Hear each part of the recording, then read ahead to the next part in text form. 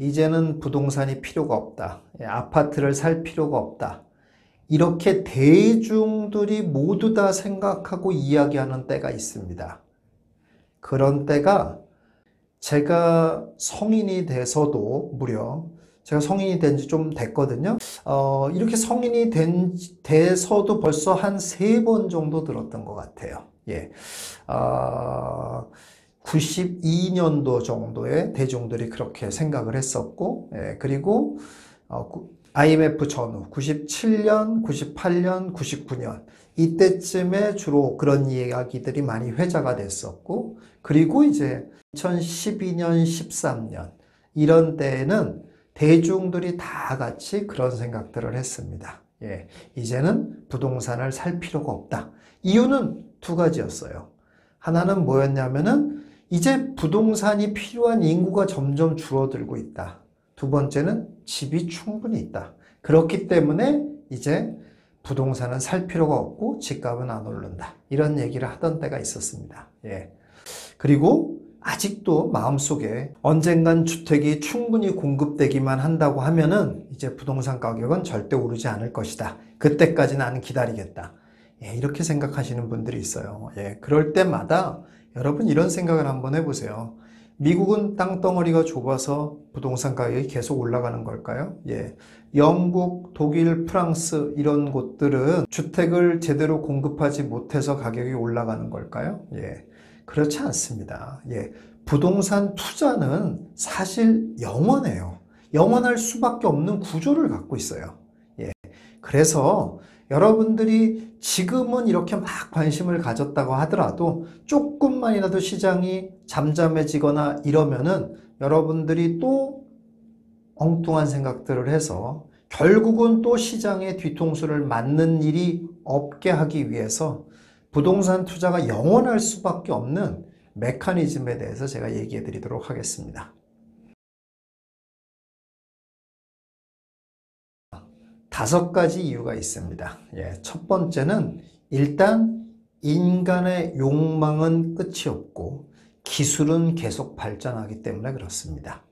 여러분, 이 차 아시죠? 예, 그랜저죠? 예, 한때 부의 상징이었던 때가 있었습니다. 그렇죠. 뭐 지금도 뭐 그랜저가 좋은 차이긴 합니다만은 근데 이렇게 생기지는 않았잖아요. 예, 그런데 이렇게 생긴 그랜저를 지금도 끌고 다니는 사람들이 있더라고요. 예, 여러분 지금도 이런 그랜저 끌고 다니는 사람들 보면 어떤 생각이 듭니까?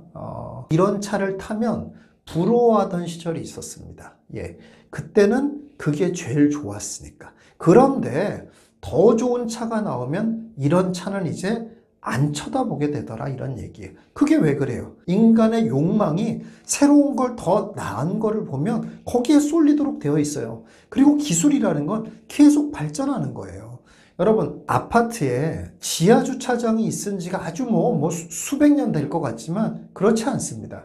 우리나라에 지하주차장이 이렇게 있기 시작한 거는 한 20년 정도밖에 안 됩니다. 그전엔 다 지하주차장이 없었어요. 예.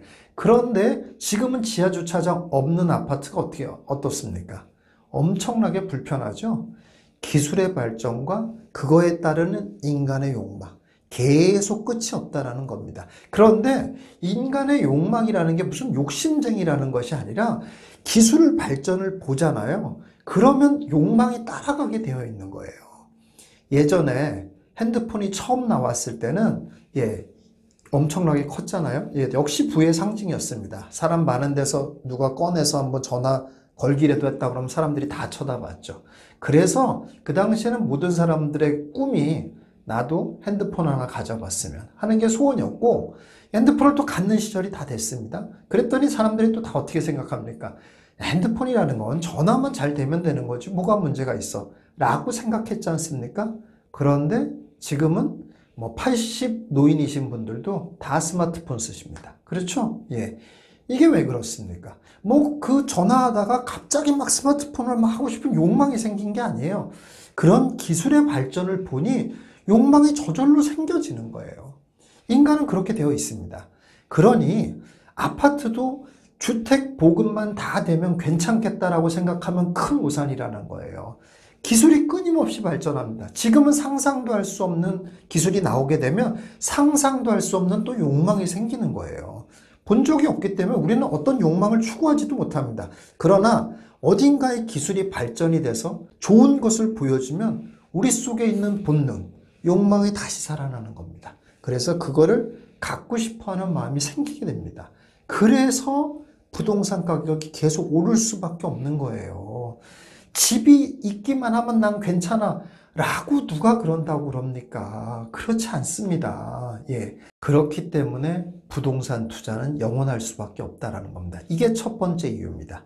두 번째 이유는 인간은 비교하는 동물이기 때문에 그렇습니다. 옛날에는 60 정도에 돌아갔으면 어떻게 됩니까? 호상이라고 그랬어요. 예. 지금 요새 60에 환갑잔치 한다고 그러면 욕먹습니다. 그렇죠? 예. 이게 왜 그래요? 예. 왜 이렇게 됐냔 말이에요. 왜 감정도 변했냔 말이에요. 그것은 결국 인간은 비교하는 동물이기 때문에 그렇습니다.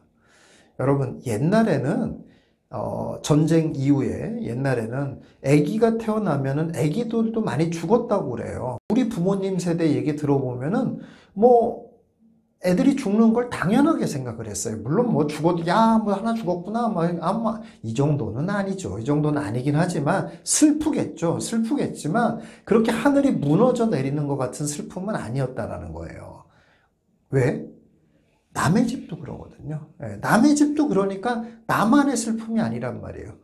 그러니까 이 어마어마한 슬픔도 괜찮더라 이거예요. 근데 지금은 만약에 애가 태어났는데 죽었다고 해보세요.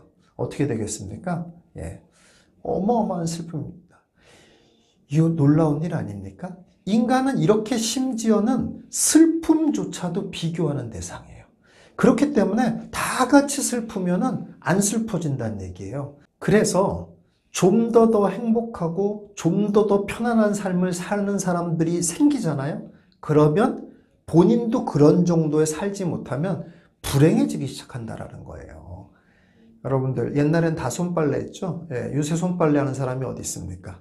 손빨래 하면은 불쌍하다고 보겠죠. 예, 그래서 사실 나라님도 가난은 해결하지 못한다 이런 말이지 않습니까?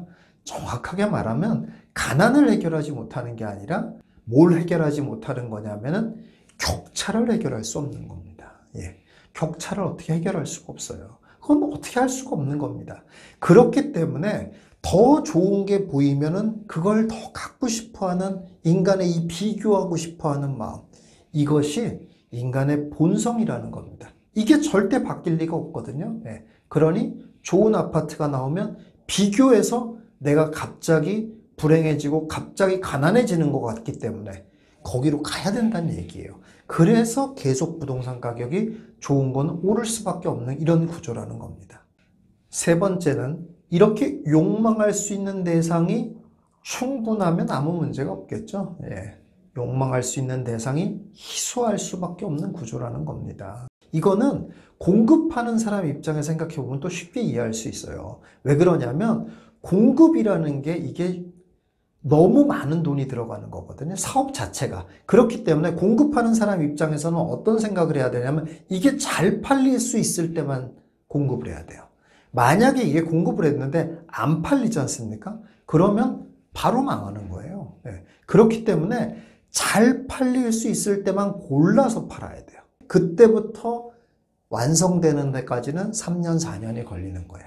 그런 구조를 어쩔 수 없이 갖는다는 거예요. 그래서 선진국도 막 공급을 해놓고 기다렸다가 뭐 천천히 팔지 이러는 게 아니라니까요. 물론 그런 업자들도 있지만 대부분은 다 이런 대규모의 개발이라든지 이런 거 할 때는 다 먼저 자금을 끌어들여서 그 돈 받아가면서 다 지어가는 거거든요. 워낙 돈이 많이 들어가는 사업이기 때문에. 그렇기 때문에 공급하는 사람 입장에서 땅값 싸고 사람들이 막 다 안 찾을 때 그럴 때 막 땅 사가지고 막 다 지어놓고 기다렸다가 나중에 사람들이 막 찾을 때 그때 막 하나씩 팔면 되잖아요. 왜 그렇게 안 해요? 예. 그렇게 못할 수밖에 없다라는 거예요. 왜냐? 그렇게 하려고 그러면 너무 많은 돈이 들기 때문에. 그래서 어떤 나라도 그렇게 하지를 않습니다. 이렇기 때문에 공급이 희소할 수밖에 없는 거예요. 언제나 이런 구조를 갖고 있습니다. 네 번째는 인간은 모여 살고자 하는 본능을 갖고 있는 동물이기 때문에 그렇습니다. 예. 여러분, 또 그런 생각이 또 들잖아요. 이제 앞으로 제가 코로나 이후 대한민국 부동산이라는 책에서도 제가 썼습니다만은, 이제 코로나 때문에 점점 모여 사는 것이 매우 힘들어지고, 이래서 또 재택근무도 늘어나고, 이래서 좀 더 멀리서 살고, 흩어져서 살고, 이런 시대가 오지 않겠냐. 이렇게 예측하는 사람들도 있는데, 실제로는 절대 그렇게 되지 않을 거다. 이런 말씀을 제가 드렸습니다. 예, 절대 그렇게 되지 않습니다. 왜냐? 인간은 모여 살고 싶어 하는 본능을 갖고 있기 때문이에요. 여러분들 젊었을 때 생각 다 잊어버리셨던 것 같은데, 예, 결혼하기 전에는 어떻습니까? 제일 중요한 게 이성을 찾는 일 아니겠습니까? 예, 이성을 찾는다. 어디서 찾아요, 이성을? 모여 있어야 찾는 거 아니에요. 모여 있어야. 예, 그렇지 않습니까? 온라인으로만 찾을 수가 없습니다. 절대로. 그렇기 때문에 모여 있는 게 중요한 거예요. 예. 그래서 인간은 모이려고 하고 경제적인 효과도 마찬가지입니다. 아무리 재택근무가 발전하고 이런다고 하더라도 쉽게 모일 수 있는 곳, 이런 곳에 결국 기업체는 자리를 잡을 수밖에 없습니다. 예. 이런 것들. 이런 이유 때문에 인간은 모여 살고 싶어 하기 때문에 특정한 부동산을 집약적으로 개발할 수밖에 없는 이런 또 당위성에 놓이게 돼요. 그럼 어떻게 된다는 얘기예요? 그러면 예, 그럴 수 있는 부동산은 가치가 계속 올라간다. 이런 얘기입니다. 마지막 5번째는 이러한 부동산의 가치와 가격이 언제나 일치하는 것이 아니라는 데 포인트가 있습니다. 예.